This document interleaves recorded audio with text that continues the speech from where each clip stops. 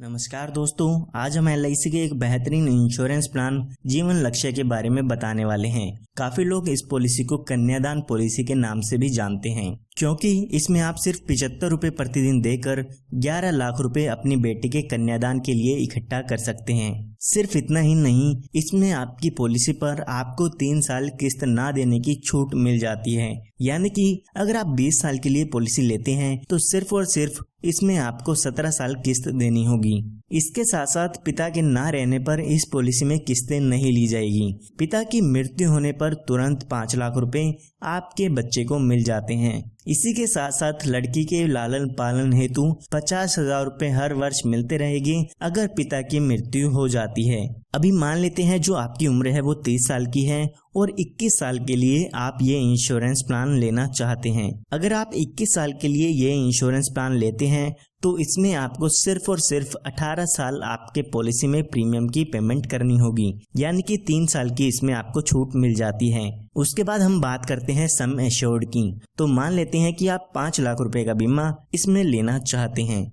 तो अगर हम इसके प्रीमियम की कैलकुलेशन करते हैं तो आपको लगभग 75 रुपए प्रतिदिन इसमें देने होंगे। यहाँ पर आप इसका प्रीमियम हर महीने, 3 महीने, 6 महीने या हर साल में दे सकते हैं। आप स्क्रीन पर देख सकते हैं कि कितना प्रीमियम आपको पे करना होगा। तो अभी जो आपकी उम्र है वो 30 साल की हो चुकी है। जैसे कि मैंने आपको बताया, 18 साल इसमें आपको प्रीमियम की पेमेंट करनी होगी। उसके बाद जब आपकी उम्र 48 साल की हो जाएगी तो उसके बाद आपको 3 साल तक प्रीमियम की पेमेंट नहीं करनी है। जब यहाँ पे आपके पॉलिसी के 21 साल पूरे हो जाते हैं तो यहाँ पर इस पॉलिसी की मैच्योरिटी हो जाती है, और जब इस पॉलिसी की मैच्योरिटी होती है उस समय लगभग 10,64,500 रुपए का अमाउंट आपकी बेटी के कन्यादान के लिए मिल जाते हैं। ये हमने बात तब की है जब पिता के साथ कोई भी दुर्घटना नहीं होती है। आइए अब बात करते हैं कि अगर पिता के साथ दुर्घटना हो जाती है तो बेटी का कन्यादान कैसे होगा।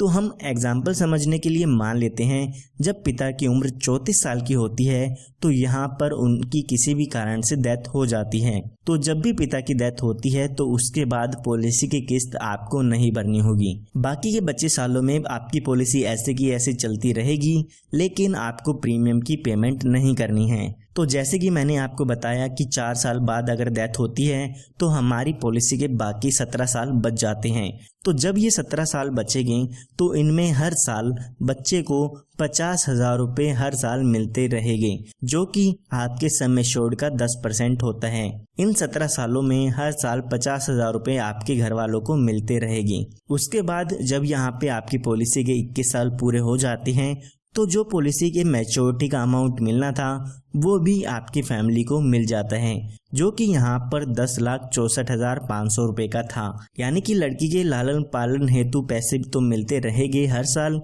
इसी के साथ साथ मैच्योरिटी पर जब उसकी शादी होनी होगी उस समय भी उनको यहाँ पर पैसे मिल जाते हैं। सिर्फ इतना ही नहीं, जब यहाँ पे आपकी डेथ होती है तो उस समय भी यहाँ पर पॉलिसी के 5 लाख रुपए मिल जाते हैं। ये 5 लाख रुपए आपको तभी मिलते हैं अगर आप अपनी पॉलिसी में टर्म राइडर ऐड कराते हैं। ये एक एडिशनल बेनिफिट होता है। अगर आपको इस पॉलिसी में ये बेनिफिट ऐड कराना है तो आप ये बेनिफिट ऐड करा सकते हैं। जब भी पॉलिसी होल्डर की डेथ होती है तो उस समय सम एश्योर्ड का अमाउंट डेथ के केस में मिल जाता है।